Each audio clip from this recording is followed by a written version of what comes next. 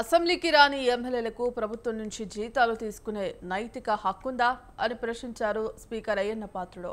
ఈ విషయంపై దేశవ్యాప్తంగా అన్ని రాష్ట్రాల్లో పార్లమెంట్లోనూ చర్చ జరగాలనేది తన అభిప్రాయమని వెల్లడించారు.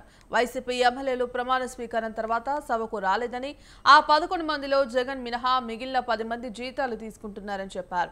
జగన్ వైసీపీ ఎమ్మెల్యేలందరూ అసెంబ్లీకి రావాలని సూచించారు. అందరు ఎమ్మెల్యేలకు ఇచ్చినట్లే మీకు మాట్లాడే సమయం ఇస్తామని చెప్పారు. అయ్యన్న పాత్రుడిగా తనను గౌరవించాలని చెప్పారు.